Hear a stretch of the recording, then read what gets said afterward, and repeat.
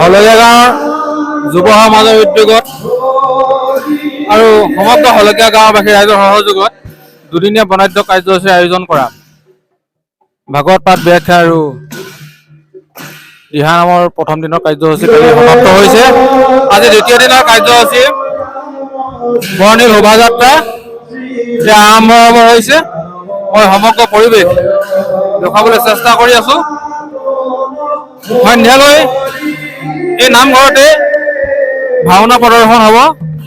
গতিকে এতিয়া সমূহ গাঁওবাসীয়ে একত্ৰিত হৈ এই শোভাযাত্ৰাত যোগদান কৰিছে আৰু খন্তেক পিছত এই শোভাযাত্ৰা আগবাঢ়িব। মই সমগ্ৰ পৰিৱেশ দৰ্শকসকলক দেখুৱাবলৈ চেষ্টা কৰি আছো। আপোনালোকে প্ৰথমৰ পৰা শেষলৈকে আমাৰ ভিডিঅ'সমূহ চাই যাব।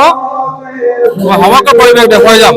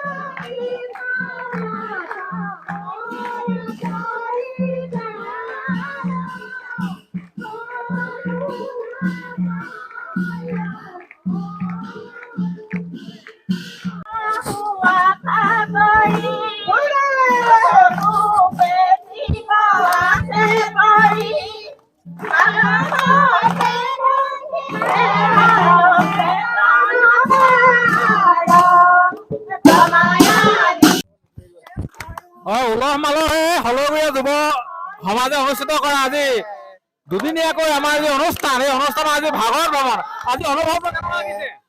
আজি বহুত ধুনীয়া লাগিছে।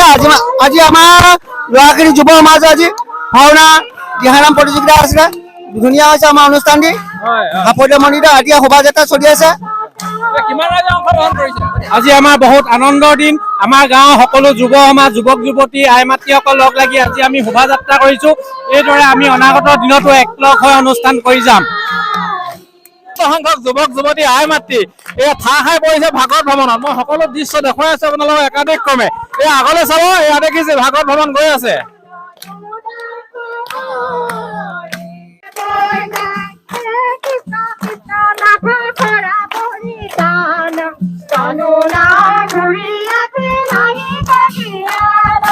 এই ভাগৱত ভ্ৰমণ আগবাঢ়ি আছে আৰু মোৰ লগত এজন আমাৰ জ্যেষ্ঠ ব্যক্তি তেখেত আছে। তেখেতে প্ৰতি বছৰে ভাগৱত ভ্ৰমণৰ যি দৃশ্য সজ্জাবিলাক তেখেতে নিৰ্মাণ কৰে। তেখেত হৈছে লক্ষী চতিয়া। লক্ষী চতিয়া আজি মনৰ অনুভৱ আমি এই ভাগৱত ভ্ৰমণ কৰি থাকোঁতে অনুভৱ ল'ব বিচাৰিছোঁ। কেনেকুৱা লাগিছে আজি? ভাল লাগিছে। প্ৰতি বছৰেতো বনোৱা হয় ভাগৱত ভ্ৰমণৰ। আমাৰ মহাধৰ্মী আমি কৰি আহিছো। এইবাৰ কেনেকুৱা ধৰণৰ লাগিছে বা বনাই? এইবাৰো ভাল লাগিছে মানে যেনেকা লাগিব লাগিছিলে তেনেকে মই এইবাৰ নোৱাৰিলো কৰিব আগত থাকি। সময়ৰ অভাৱ, সময়ৰ অভাৱ, সময় খুব কম সময়ৰ ভিতৰত অনুষ্ঠান অনুষ্ঠিত কৰিবলগীয়া হোৱাৰ কাৰণে এইটো হৈছে। অৱশ্যে হ'ব, ঠিকে আছে। তেওঁ দেখিবলৈ ভালে লাগিছে, সৌন্দৰ্য হৈছে। আশা ৰাখিছো আপুনি অনাগত সময়ত এইদৰে আগবাঢ়ি যাওক, আমিও আশা কৰিছো। গতিকে হওক, আৰু সুন্দৰ লাগিছে। যথেষ্ট সংখ্যক যুৱক যুৱতী আজি আমাৰ এই যি ধৰক ভাগৱত ভ্ৰমণ কাৰ্যসূচীত অংশগ্ৰহণ কৰিছে। এইটো এটা আমাৰ ইতিবাচক দিশ, যিহেতু আজিৰ সময়ত যেতিয়া যুৱক যুৱতীসকলে, মোৰ বন্ধু আছে প্ৰবীণ চুতীয়া দৌৰি আহিছে সুদূৰ মানে সোণাৰীৰ পৰা। প্ৰতি বছৰে আহে, অনুষ্ঠান এৰিব নোৱাৰে। এই এনেকুৱা অনুষ্ঠান বিলাকত নিজক মানে সমৰ্পিত কৰিবলৈ কুণ্ঠাবোধ নকৰা এজন মানুহ প্ৰবীণ চুতীয়া, মোৰ বন্ধু। কেনেকুৱা অনুভৱ আছে? নকবা, মহানন্দ মহানন্দ। হয় হয়, ঠিক আছে। আমি আগবাঢ়ি গৈ থাকো, চাওঁচোন বাৰু।